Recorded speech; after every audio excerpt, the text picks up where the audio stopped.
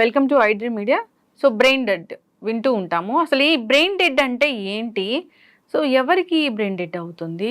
Brain dead అయ్యాక organ donation అది చెప్తూ ఉంటారు కదా. సో ఎవరికి ఇది సాధ్యపడుతుంది?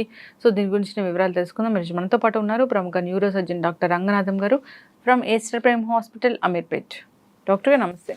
ఎవరికైనా ఆర్గన్ ఫిక్స్ చేశారు అన్నప్పుడు బ్రెయిన్ డెడ్ అయిన ఒక పేషెంట్ నుంచి తీసుకొచ్చారని చెప్తూ ఉంటారు. అంటే బ్రెయిన్ డెడ్ అంటే ఏంటండి అసలు? అంటే మాటలో ఉన్నట్టుగానే బ్రెయిన్ డెడ్ అంటే మెదడు పని చేయడం మానేసింది, చనిపోయింది. అది చాలా కష్టమైనటువంటి మాట. అసలు నాకున్న ఇన్ని సంవత్సరాల అనుభవంలో ఓ చుట్టాలకి మీ దగ్గర చుట్టం బంధువు ఇంకా చనిపోయాడని చెప్పడం అన్నిటికంటే కష్టమైన మాట అండి. అంతే కదా, అంతే కదా డాక్టర్ గారు. అక్కడ వాళ్ళు సడన్ గా ఏడుపులు, ఆ కన్నీరు మనసు కదిలించేది. అంటే ఇన్ని సంవత్సరాల్లో కొంతమంది డెఫినెట్గా జరిగిపోవడం జరిగింది. మేము డిక్లరేషన్ అంటే చనిపోయాడని చెప్పాల్సినటువంటి బాధ్యత, కఠినమైన బాధ్యత కూడా డాక్టర్లు, కానీ చెప్పక తప్పదు. బ్రెయిన్ డెడ్ అంటే దానికి ప్రపంచం అంతా కూడా కొన్ని నిర్దిష్టమైనటువంటి లక్షణాలు ఉన్నాయి. అంటే ఈ పేషెంట్ బ్రెయిన్ డెడ్ అని చెప్పే ముందు ఇవన్నీ ఉన్నాయా లేదా. ఉదాహరణకి ఇప్పుడు గ్లాస్కో కోమా స్కేల్ అని ఉంటుంది. అంటే కళ్ళు తెరిచాడు అంటే 4 పాయింట్లు, మాట మాట్లాడుతున్న నార్మల్ 5, కాలు చేయి చక్క చెప్తే కాలు కలుస్తున్నాడు 6. ఈ బ్రెయిన్ డెడ్ వాళ్ళలో అసలు ఏ ఒక్క పాయింట్ కూడా ఉండదు. అంటే టోటల్గా 15 ఉండాల్సిన స్థానంలో 3. కంటి పాపలు ఉంటాయి, దానిలో లైట్ వేస్తే దగ్గరకి ఇట్లా సంకోచం అవుతుంది, కన్స్ట్రక్షన్ అంటాం. కంటి పాపలు 2 పెద్దగా అయిపోయి అసలు దాంట్లో రియాక్షన్ లేకపోతే అంటే డైలేటెడ్ ఫిక్స్డ్ ప్యూపిల్స్ అంటాం. అదొక కారణం. ఇప్పుడు కంటి మీద మనం ఇలాగ ముట్టుకున్నాం అనుకోండి, అసలు ఏదన్నా దగ్గరికి వెళ్ళిందనే కన్ను మూసుకుంటుంది కదండి. భగవంతుడు ఇచ్చినటువంటి రిఫ్లెక్స్ అంటాం, అది కార్నియల్ రిఫ్లెక్స్ అని. ఈ రిఫ్లెక్స్ కానీ లేకపోతే, కన్ను కూడా ముట్టుకున్నా కూడా అసలు లేకపోతే ఆ యాబ్సెంట్. అదే కాకుండా డాల్స్ ఐ మూవ్మెంట్ అని ఒకటి ఉంటుంది. అంటే డాల్ పిల్లలు ఆడుకుంటూ ఉంటారు కదా, ఆ డాల్లో ఇలాగ కళ్ళు తిరుగుతూ ఉంటాయి. మన డాల్ ఇటు పక్క తిప్పితే కళ్ళు అటు వెళ్తాయి, ఇటు తిప్పితే అటు వెళ్తాయి, అంటే ఆపోజిట్లో. అలాగే తలలో కూడా తల ఇలాగ నుంచి ఒక డైరెక్షన్లో సడన్గా రైట్ సైడ్ తిప్పామనుకోండి, కళ్ళు ఎడం పక్కకి వెళ్ళాలి. లెఫ్ట్ సైడ్ తిప్పితే రైట్ సైడ్కి వెళ్ళాలి. ఈ మూమెంట్ కానీ లేదనుకోండి, absence of doll's eye moment, అది చాలా ముఖ్యమైనది. అంటే అది లేదు అని అంటే ఇంకా మనం అది ఒక్కదాంతోనే మనం చెప్పాం, కానీ ఒక కారణం, ఒక నిర్దిష్టమైన లక్షణం అయితే అనొచ్చు. అదే కాకుండా భగవంతుడు ఇచ్చినటువంటి బ్రెయిన్ స్టెమ్ రిఫ్లెక్సెస్ అని ఉన్నాయి. అంటే దొక్కడం, మింగడం, ఇవన్నీ. ఈ 2 కానీ కాఫింగ్ రిఫ్లెక్స్ లేదు కాకపోయినా, లేకపోతే ఏదైనా ఆ లోపల టెస్ట్ చేస్తారు, గ్యాగ్ రిఫ్లెక్స్ ఉందా, ఈ 2 లేకపోయినా, ఇవి కూడా absence of brain reflex, brain stem reflexes. అలాగే కొన్నిసార్లు టెస్టులు బెడ్ సైడు ఈ చెవు నుంచి చల్లటి నీరు కానీ ఒక్కొక్కసారి వేడి నీళ్ళు, కెలరిక్ టెస్ట్, అది కానీ దాన్ని పంపిస్తే కళ్ళు గుడ్లు పక్క తిరగాలి, దాన్ని నిస్టాగ్మస్ అంట, ఇలా తిరగాలి, అది లేకపోయినా, ఇవి ఇంకా బ్రెయిన్ డెడ్ పేషెంట్ అని చెప్పడానికి ఒక పద్ధతి అయితే మన దగ్గర ఉంది. అంటే బ్రెయిన్ డెడ్ ఎవరికి అవుతుంది డాక్టర్ గారు? బ్రెయిన్ డెడ్ ఏ కారణం వలన జరగచ్చు. ఇప్పుడు మాటకి తలకి యాక్సిడెంట్ అయింది, ఏదో బ్రెయిన్కి బాగా ఇన్ఫెక్షన్ వచ్చింది, లేకపోతే శరీరంలో మిగతా అవయాలు పని చేయడం, మల్టీ ఆర్గన్ ఫెయిల్యూర్ వచ్చింది, దానివల్ల బ్రెయిన్కి వెళ్ళాల్సిన టాక్సిన్ సరఫరా లేదు. కోవిడ్ టైంలో మరి కొంతమంది అలాగే బ్రెయిన్ డెడ్ అయ్యారు. అలాగే ఏ కారణం వలన కూడా నవ్వచ్చు. ఇప్పుడు బ్రెయిన్ డెడ్ అయినప్పుడు దాని ముఖ్యత ఈ మధ్య కాలంలో చాలా వచ్చింది, ఏది ఆర్గాన్ ట్రాన్స్ప్లాంటేషన్ అని, డొనేషన్ అని. అది మనం చెప్పుకునే ముందు ఈ పేషెంట్ 100% బ్రెయిన్ డెడ్ అని చెప్పడానికి ఒక 3 డాక్టర్ల బృందం ఉండాలి. ఒక ఇంటెన్సివిస్టు, ఇంకో డాక్టరు, ఒక న్యూరో సర్జన్, న్యూరాలజిస్టు. వాళ్ళు ఉండి దానికి సర్టిఫై చేయాలి. అంటే ఏమిటి, వ్యక్తి అంటే వెంటిలేటర్ మీద ఉంటాడు, ఇందాక చెప్పిన రిఫ్లెక్సెస్ ఏమీ లేవు, అయినా కానీ డిక్లేర్ చేసే ముందు ఆప్నియా టెస్ట్ అని ఉంది. అంటే ఏమిటి చేస్తారు, ఆ వెంటిలేటర్ కృత్రిమ సాధనం ఉంటుంది, గాలి తీసుకోలేకపోతే పెట్టేదాన్ని వెంటిలేటర్ అంటాం, అంతే కదా. దాన్ని డిస్కనెక్ట్ చేసి 10 నిమిషాలు, ఏమన్నా 10 నిమిషాల్లో గాలి తీసుకుంటున్నాడా లేదా, లేదు, సరిగదా. అప్పుడు బ్లడ్ గ్యాసెస్ టెస్ట్ ఉంటుంది, రక్తం తాలూకా తీసి దానికి ఆక్సిజన్ ఎంత ఉంది, తర్వాత కార్బన్ డైఆక్సైడ్ ఎంత ఉందని చూసేది. ఈ బ్రెయిన్ డెడ్ వాళ్ళలో ఈ కార్బన్ డైఆక్సైడ్ తాలూకు సాంద్రత 35-40 నార్మల్గా ఉండాలి, అలాంటిది ఇంకొక 20 మిల్లీమీటర్లు పెరిగిపోతుందట. ఈ 2 ఉండేటట్టు అయితే బ్రెయిన్ డెడ్. అలాగే 2 సార్లు వెరిఫై చేసి కన్ఫర్మ్ చేయాలి, అప్పుడు ఆ వ్యక్తిని బ్రెయిన్ డెడ్ అని డిక్లేర్ చేయడం జరుగుతూ ఉంటుంది. ఇంకో కొన్ని బెడ్ సైడ్ పరీక్షలు ఈఈజీ అని ఉంటుంది, అంటే బ్రెయిన్కి ఎలక్ట్రో ఎన్సెఫలోగ్రామ్, గుండెకి ఎలాగైతే ఈసీజీ అని చేస్తారో ఎలక్ట్రోకార్డియోగ్రామ్ బ్రెయిన్కి ఈఈజీ అని చేస్తారు. అది ఒక 30 నిమిషాల రికార్డింగ్లో సైలెన్స్ బ్రెయిన్, సెరిబ్రల్ సైలెన్స్ అట, ఎలక్ట్రికల్ సైలెన్స్ అంటే అసలు టోటల్గా ఫ్లాట్ లైన్ వస్తుంది. అలాంటప్పుడు కూడా అది బ్రెయిన్ డెడ్ కింద మనం నిర్ధారణ చేస్తాం. ఈ బ్రెయిన్ డెడ్ అనే మాట ఇప్పుడు ఎప్పటి నుంచో జరుగుతున్నది, మానవుడు అనాదిగా జరుగుతూ ఉంది. ఈ సౌకర్యాలు వచ్చిన తర్వాత ఈ మధ్య కాలంలో ఒక మాట వచ్చింది, ఏమిటంటే ఆర్గాన్ ట్రాన్స్ప్లాంటేషన్. మీకు తెలుసు, కోవిడ్ టైంలో లంగ్స్ ఇలాంటి మార్పు కోసం దేశంలోని రకరకాల ప్రాంతాల నుంచి ఫ్లైట్స్, స్పెషల్ ఫ్లైట్స్లో కోవిడ్ టైంలో హైదరాబాద్ నగరానికి వచ్చి చేయించుకున్నారు. అంటే ఈ ఎక్కడ వస్తుంది, ఎవరైనా బ్రెయిన్ డెడ్ వ్యక్తి నుంచే తీయగలరు. లంగ్ కానీ, లివర్ కానీ, కిడ్నీ కానీ, ప్యాంక్రియాస్ కానీ, చివరికి చిన్న ప్రేగు కూడా ట్రాన్స్ప్లాంట్ చేయొచ్చు. ప్రేగుల్లో పెద్ద ప్రేగు, చిన్న ప్రేగు అని ఉంటుంది. ఇలాంటి వాటిలో కూడా చేయొచ్చు. అదే కాకుండా కొన్ని టిష్యూస్ ఉన్నాయి, కణజాలం, చర్మం, స్కిన్ బ్యాంక్స్ వచ్చాయండి, బ్లడ్ బ్యాంక్ లాగా. ఐ బ్యాంక్స్ అది సరే ముందు నుంచి ఉన్నాయి. తర్వాత అక్కడ నుంచి ఉండే టెండన్స్ అంటే కండరాలకి వెళ్ళేటువంటి బోన్ బ్యాంక్స్, రక్తనాళాలు తీసి దాయొచ్చు, ఎప్పుడైనా అవసరమైనప్పుడు చేయొచ్చు. ఇవన్నీ కూడా చాలా చాలా ముఖ్యం.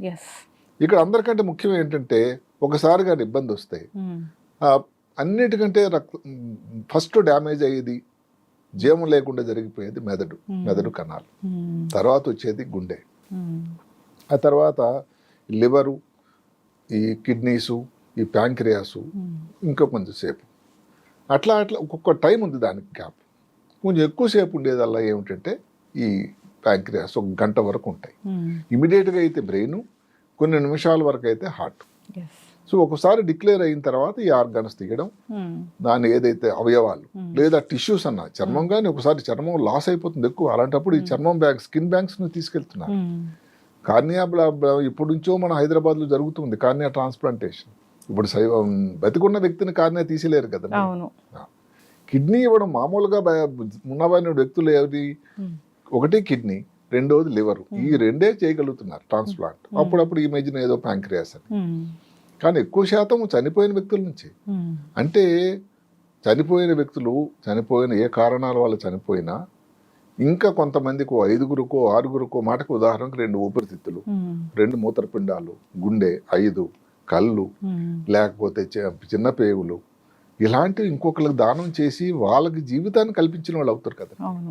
అన్నిటికంటే ముఖ్యమైన సంతోషకరమైన మాట ఒక విధంగా చెప్పాలంటే, భారతదేశంలోనే తెలంగాణ రాష్ట్రం అన్ని ప్రాంతాల కన్నా ముందడుగు ఉందండి.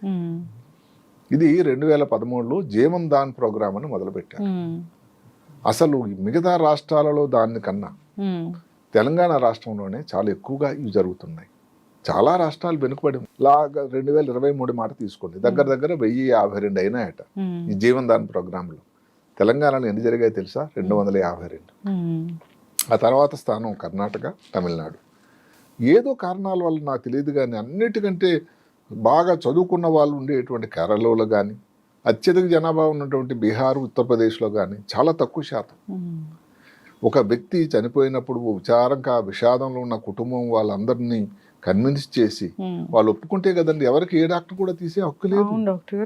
కాబట్టి ఇన్ని కుటుంబాలు వాళ్ళు, అంటే 250 అవయవాలు ఇంకొకరు దానం చేయడానికి కారణభూతులైన కుటుంబ సభ్యులందరికీ కూడా చేతులెత్తి నమస్కారం పెట్టాలి. అదే కాకుండా ఈ దానం కోసం ఏదైతే టీం అందరూ పనిచేస్తున్నారో ఆ డాక్టర్లు కానీ వాళ్ళ బృందాలను అందరికీ కూడా నిజంగా అభినందించాలి. అంటే ఇంతమందికి ఆరోగ్యం ఆపాదించడానికి వాళ్ళు కారణభూతులయ్యారు. అందువల్ల ఈ బ్రెయిన్ డెడ్ అన్నది డిక్లరేషన్ అనేది చాలా చాలా ముఖ్యమైన విషయం. ఇంకా కూడా ఒక మాట వస్తుంది, కొంతమంది ఏదో మందులు వాళ్ళ కొన్ని బార్బిచరేట్స్ అని ఉంది, లేకపోతే ఎనస్థీషియా ఉంది, ఆ టైంలో వాళ్ళు పూర్తిగా బయటకు రాకపోతే కొంచెం వాళ్ళు కోమాలో ఉంటారు. దయచేసి అది బ్రెయిన్ డెడ్ కాదండి, వాళ్ళకి మిగతా పనులన్నీ ఉంటాయి, వాళ్ళ గుండె సరిగ్గా కొట్టుకొనే ఉంటుంది, గాలి తీసుకోవడం కొంచెం గొప్ప ఉంటుంది. ఇవన్నీ లేకపోతే మనం చెప్పినటువంటి కంటిపాపులు పెద్ద కాకపోయినా, లేకపోతే ఈ రిఫ్లెక్సెస్ ఏదైతే మనం చెప్పుకున్నా అది టెస్ట్ చేయకుండా మనిషి మాట్లాడటం లేదు అన్నంత మాత్రం బ్రెయిన్ డెడ్, ప్రజల్లో కోమాలో ఉన్నాడు ఇంక అయిపోయిందని కాదు. ఇంకొక తప్పుడు అభిప్రాయం ప్రజల్లో చాలా ఉంది ఏంటంటే వెంటిలేటర్ అనేది. ఒక్క మాట చెప్తాను, వెంటిలేటర్ అంటే ఎవరైతే తనంతట తాను గాలి తీసుకోలేరో కృత్రిమ సాధనం, శ్వాస సాధనం అని చాలా విరివిగా పాడుతుంటాం. ఇప్పుడు 2024లో కూడా ఒక వ్యక్తి వెంటిలేటర్ పెట్టామంటే అందరి అభిప్రాయం ఏమిటంటే ఇంకా వ్యక్తి తిరిగి రాడు. అవును, చాలా తప్పు అభిప్రాయం. వెంటిలేటర్ అన్నది ఇప్పుడు బ్రెయిన్ ఆపరేషన్ చేశామండి, సీరియస్ యాక్సిడెంట్ అయింది, వాళ్ళు సరిగ్గా గాలి తీసుకోవటం లేదు, గాలిని ఇంప్రూవ్ చేయడానికి తనంతట తాను నార్మల్ గాలి వచ్చినంత వరకు వెంటిలేటర్ ఒక సాధనం అండి. ఒక ఎంతమంది దగ్గర 80 నుంచి 90% పేషెంట్లు బాగవుతున్నారు. వెంటిలేటర్ పెట్టారు అంటే లాభం లేదని కాదు, దయచేసి అందరు గమనించండి.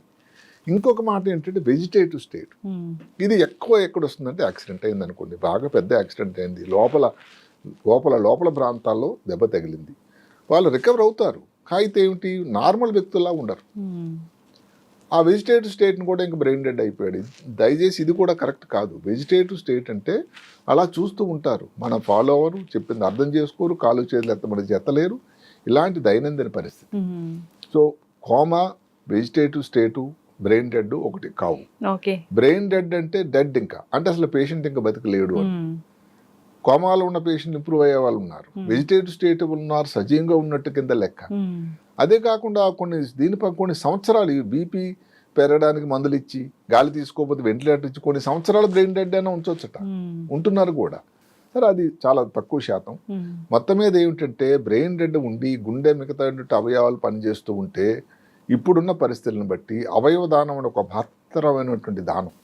అసలు బ్లడ్ మనం ఇచ్చినప్పుడే, రక్తం దానం చేసినప్పుడే దాని ఇచ్చిన దానం లేదనే, శరీరంలో ఉన్న ఒక భాగాన్ని ఇచ్చి వాళ్ళు మూత్రపిండాలు పని చేయకపోతే దానికి చేసేటట్టుగాను, లేకపోతే ఒక లివర్ పని చేయకపోతే చూస్తున్నాం కదా. లివర్లో ఇప్పుడు మామూలుగా చుట్టాలు ఎవరికైనా లివర్ కొంచెం డొనేషన్ ఇవ్వమని అంటే ఎంతమందో వెనకబడుతున్నారండి, మేము అయితే ఇవ్వమని. మరి అలాంటి అది ఎంతోమంది లైన్లో ఉన్నారు వెయిటింగ్ జీవనదాన్ ప్రోగ్రాంలో. అలాంటప్పుడు ఒక మరణించిన వ్యక్తి నుంచి లివర్ తీసి పెడితే ఎంత ఉపయోగం అవుతుంది.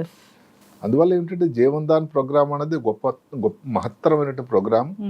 ఇది ఒక అవకాశం ఉంది. తెలంగాణ రాష్ట్రం చాలా ముందంజలో ఉంది, అది అందరిని అభినందించాలి. బ్రెయిన్ డెడ్ అన్న వాళ్ళలో డిక్లరేషన్ చేసిన తర్వాత ఇలా ఈ పరిస్థితి కోసం చాలా అవసరం. అయితే ప్రతి పేషెంట్ బ్రెయిన్ డెడ్ అనే లూజ్ మాట మాట్లాడడం అనేది ఎట్టి పరిస్థితుల్లో కాదు. ముందు చెప్పిన హ్యాపీనే టెస్ట్ కానీ, కార్నర్ రిఫ్లెక్స్ కానీ, ఈ డాల్స్ ఐ మూమెంట్ కానీ, లేకపోతే క్యాలరిక్ టెస్ట్ కానీ, ఈజీ టెస్ట్ కానీ, ఇవన్నీ చేయకుండా ఒక వ్యక్తి బ్రెయిన్ డెడ్ అని చెప్పడానికి ఎవరికి కూడా ఎట్టి హక్కు లేదు. ఓకే డాక్టర్ గారు, కోమాలోకి వెళ్తారు అంటే బికాస్ ఆఫ్ కొన్ని కారణాలు, ఎనస్థీషియా ఇచ్చినప్పుడు అంటే హై డోస్ ఇచ్చినప్పుడు వెళ్తారా? అంటే హై డోస్ కన్నా ఒక్కొక్కసారి వాళ్ళు రికవరీ అన్నది వ్యక్తి బట్టి ఉంటుందండి. ఏ అనస్థిస్ట్ కూడా బరువును బట్టి, వయసును బట్టి, వాళ్ళకున్న మిగతా ఇబ్బందులను బట్టి వాళ్ళు వేసే మందు కానీ, లేకపోతే ఏ రకం మందు ఇవ్వాలని కొన్ని నిర్దిష్టమైన పద్ధతులు ఉన్నాయండి. అది ఒక పెద్ద శాస్త్రం. అయితే ఆ వ్యక్తి ఇంకో వ్యక్తి రికవర్ అయినట్టు అవరు.